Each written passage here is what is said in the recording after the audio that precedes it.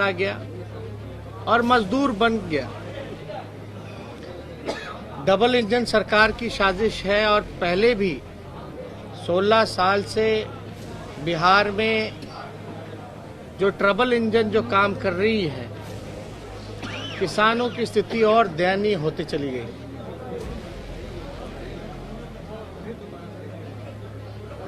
हर पंचायत स्तर तक का हम लोगों का मानव श्रृंखला बनाने का निर्णय है।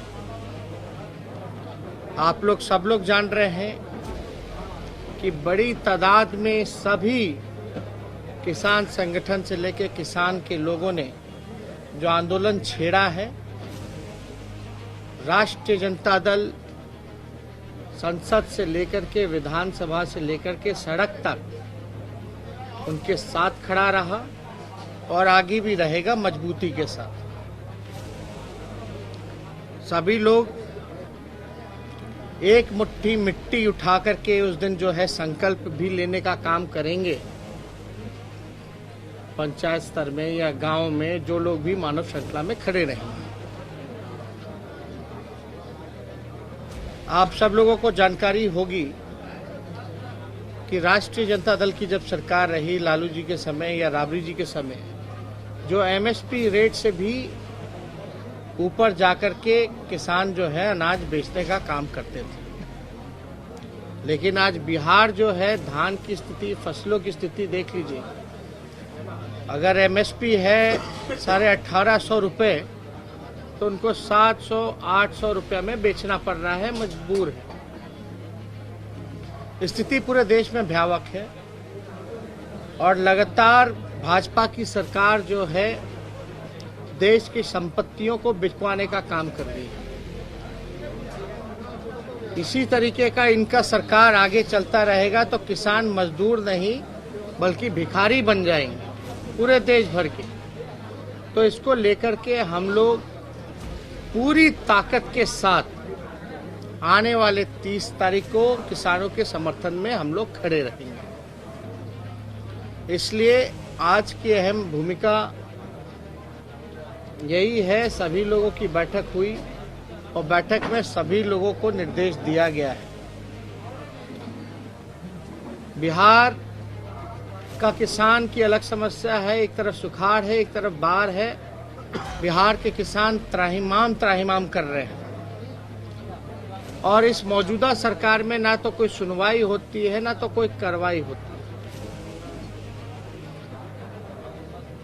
आप सब लोगों ने देखा कल भी जो हुआ था, परसों रात की घटना है कि किस प्रकार से आंदोलनकारियों पर लाठी चार्ज, डंडे महिलाओं पर, विकलांगों पर बरसाने का ये सरकार ने काम किया। डेमोक्रेसी में हम सब लोगों का अधिकार है कि अपने आवाज को हम उठा सकते हैं। इनकी साजिश लगातार चलती रही नीतीश कुमार जी की कि जो धरना स्थल जो सरकार ने तय किया था उसको भी खत्म करने का। लेकिन इतना इन लोगों का मन बढ़ा हुआ है कि ये हम लोगों के आवाज को, जो लोकतंत्र का मंदिर है विधानसभा, को भी खत्म करना चाहते हैं। बजट सत्र को ये साजिश थी कि कम कर दिया जाए, 2-3 दिनों में ही निपटा दिया जाए।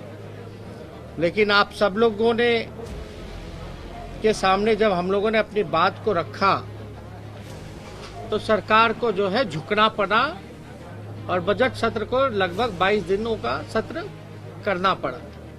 तो उसमें हम लोगों ने कहा था कि अगर बजट सत्र अगर छोटा होगा तो मुख्यमंत्री के आवास का घेराव हम सब लोग करेंगे।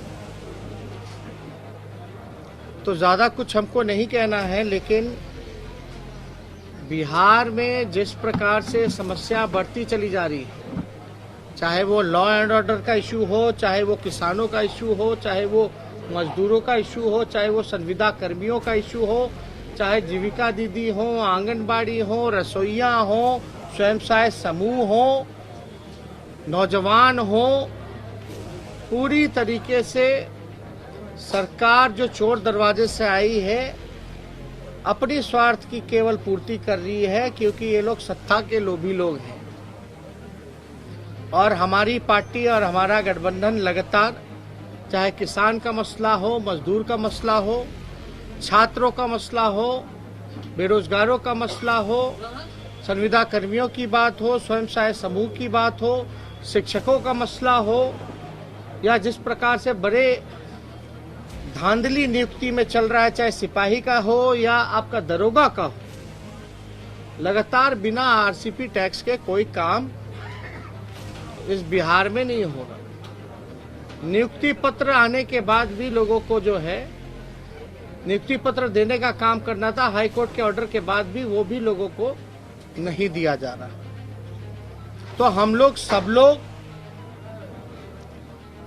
भले ही जबरदस्ती हराए गए हों, लेकिन हमारा जो संकल्प था चुनाव के समय, पढ़ाई, दवाई, कमाई, सिंचाई, सुनवाई और कार्रवाई वाली सरकार होनी चाहिए। बिहार के लोगों को सरकार से कोई उम्मीद नहीं रह गई है, और जो विपक्ष की जो जिम्मेवारी है, लोग हम लोगों पर नजर टिकाए हुए हैं कि हम उनके लिए क्या कर रहे हैं। हमारा वही मुद्दा है, बेरोजगारी का, पढ़ाई, दवाई, कमाई, सिंचाई, सुनवाई और कार्रवाई। अगर भले ही हम लोग विपक्ष में हैं, लेकिन जनता के बीच जाकर के उनकी बातों को हम सुन रहे हैं, उस हिसाब से हम कार्रवाई भी कर रहे हैं। और हमने पहले भी कहा कि बिहार के मुख्यमंत्री थके हुए हैं, उनसे बिहार संभल नहीं रहा। तो हम सब लोगों का लगातार जो है कार्यक्रम भी तय हो चुका है। 24 से 30 तारीख तक पूरा एक सप्ताह किसान जागरूक सप्ताह के रूप में मनाया जाएगा। 30 तारीख को मानव श्रृंखला बनाई जाएगी। लेकिन नीतीश जी की पार्टी ने सबसे पहला जो हमला किसानों पे किया वो 2006 में किया था, बिहार के किसानों पर। और लोकसभा में भी अगर आप देखेंगे तो वहां भी इस बिल का समर्थन उन लोगों ने किया। उनके लोग कोई इधर बयान करते हैं, कोई उधर बयान करते हैं, लेकिन हकीकत यही है कि इन्होंने किसान विरोधी बिल का समर्थन किया। तो आज हम लोग सब लोग इसीलिए जुटे हुए थे, इसीलिए बैठक थी कि हम लोगों का जो कार्यक्रम जो होने वाला है वो एक अद्भुत कार्यक्रम होगा और बड़ा सफल कार्यक्रम होगा। आप कहाँ पे हिम्मत चैन में शामिल होंगे? अपने आवास के बाहर या गाड़ी में जाते? नहीं, हम लोग सड़क पे तो होंगे ही। आप लोगों को जगह बता दिया जाएगा, पार्टी द्वारा जो है वो जगह बता। आपने जो कल फोन पर बात की थी अधिकारियों से, उसकी बहुत चर्चा हो रही है कि आपने स्पीकर फोन पर बात की, डीएम ने जो रिस्पॉन्ड किया। अब आप समझ सकते हैं, जब डीएम साहब से बात हो रही थी तो उनको नहीं पता था कि किससे बात हो रही है। तो आप समझ सकते हैं कि क्या व्यवहार रहता है आम लोगों से। ये तरीका है। मुख्यमंत्री बार बार कहते हैं कि सब जो है नंबर सार्वजनिक करो, ये करो, लेकिन आप अंदाजा लगा सकते हैं जब कोई आम व्यक्ति, आम जनता, नौकरशाहों को अगर फोन करके कोई चीज का जानकारी लेना चाहता है और इनके अधिकारी तो नियम का उल्लंघन इस प्रकार से उखाड़ रहे हैं। अब बताइए, जो घटना स्थल है गर्दनी बाग, वहां बैठे नहीं दिया जा रहा। दिल्ली में भी जंतर मंतर है, 24 घंटे वहां धरना लोग देते हैं, अनिश्चित काल तक लोग बैठे रहते हैं। और यहाँ स्थिति देख लीजिए, पहले तो हड़ताली चौक हुआ करता था, उधर फिर आपको नाले के पास फेंक दिया गया, अब वहां भी लोगों को नहीं बैठने दिया जाएगा। तो डेमोक्रेसी है कि नहीं है, लोकतंत्र है कि नहीं है? लोकतंत्र में अपनी आवाज को लोग कहाँ उठाएंगे? एक तो आप धांधली करा रहे हैं, करप्शन बढ़ा रहे हैं, लोगों का अधिकार छीन रहे हैं, लिस्ट तैयार हो रहा है, इसलिए नियुक्ति पत्र नहीं दिया जा रहा। जो आरसीपी टैक्स देगा उसका लिस्ट में नाम आएगा। लोग हाई कोर्ट का कंटेम्प्ट कर रहे हैं, उनके ऑर्डर का, कोर्ट का कंटेम्प्ट कर रहे हैं। कोर्ट का तो यही निर्णय था ना, अविलंब जल्द से जल्द नियुक्ति पत्र जो है वो शिक्षकों को दो। क्यों देरी हो रही है? अगर इस जायज मांग के साथ अगर वो शांतिपूर्ण ढंग से नियम अनुसार सेलेक्टेड जगह सरकार का वो भी किया हुआ अगर वहां धरना दे रहे हैं, तो आपको क्या राइट है हटाने का?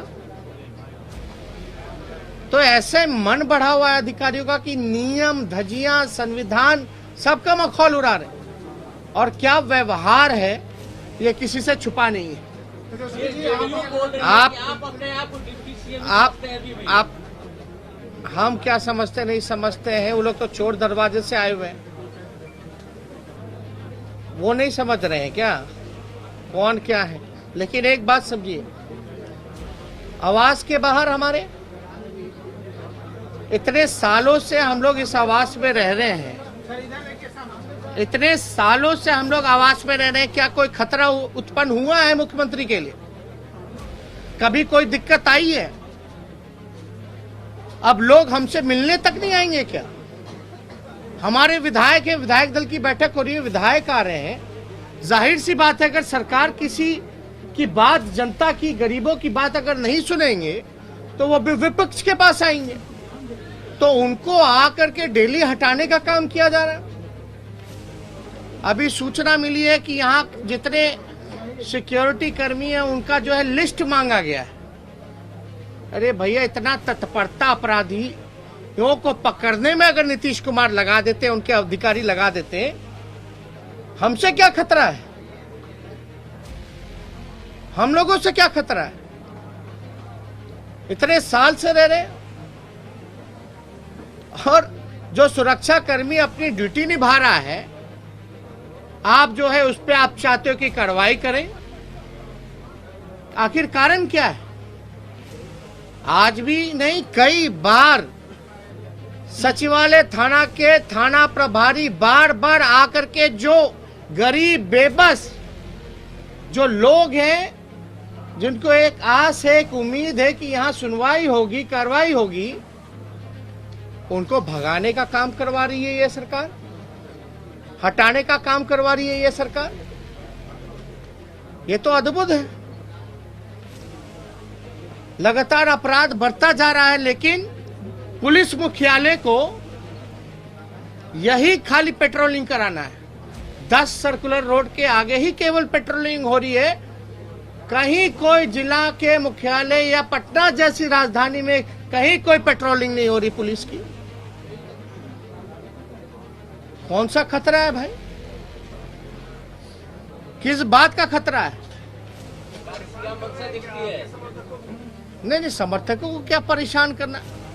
अब बताइए, आप, हम नेता विरोधी दल हैं, हमारी माता नेता विरोधी दल है परिषद में, अगर उनसे कोई नहीं मिलने नहीं आ सकता, मिल नहीं सकते।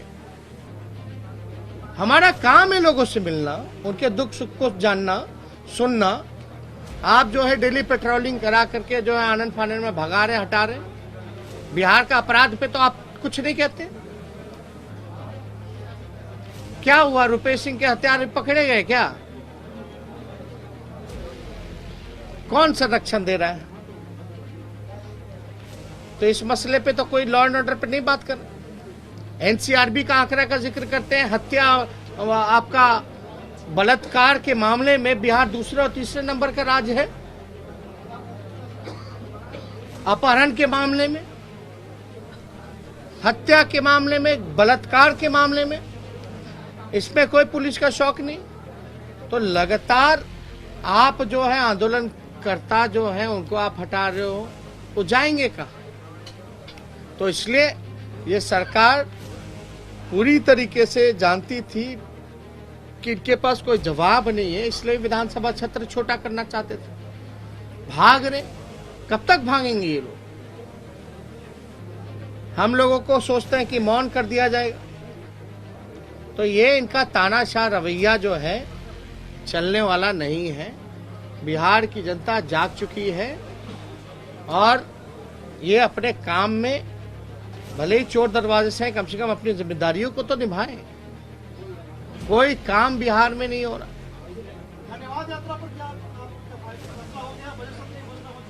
नहीं, बजट सत्र की घोषणा हो गई है। 30 तारीख के कार्यक्रम के बाद जो है आप लोगों को जो है पार्टी कार्यालय से आप लोगों को डेट और तिथि जो है वो बता दी जाएगी।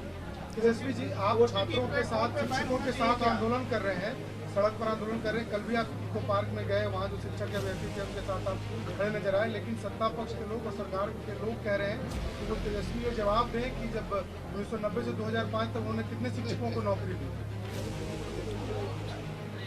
जितने भी नौकरी दिए होंगे परमानेंट दिए होंगे, इन्होंने परमानेंट कितने दिए? जितना है सब तो इन लोगों ने निविदा पे, कॉन्ट्रैक्चुअल पर, हाँ, इन्होंने कोई परमानेंट नौकरी दी क्या? और हमने तो देखिए, हमने तो ये भी कहा था कि हम सरकार में अगर आते हैं तो पहली ही कैबिनेट मीटिंग में 10 लाख रोजगार देंगे। अब देखिए, हम ज्यादा सवाल जवाब तो नहीं करना चाहते, लेकिन 19 लाख का क्या हुआ? आप छोड़िए ना, कोर्ट के ऑर्डर के बाद भी नियुक्ति पत्र नहीं दे रहे। क्या चाह रहे हैं आप?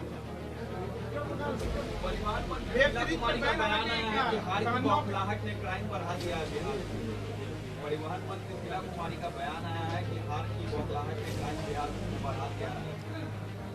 नहीं, हमको तो इसकी जानकारी नहीं है वो कौन है, क्या बोली है, लेकिन एक बात तो स्पष्ट है, अगर ऐसा उन्होंने कहा है, लॉ एंड ऑर्डर की जिम्मेदारी किसकी होती है? सरकार की होती है, पुलिस की होती है। उनके मुख्यमंत्री कहते हैं अपराध है ही नहीं, अब वो मान रही है कि अपराध बढ़ गया। पहले तो वही सरकार ही तय कर लेना।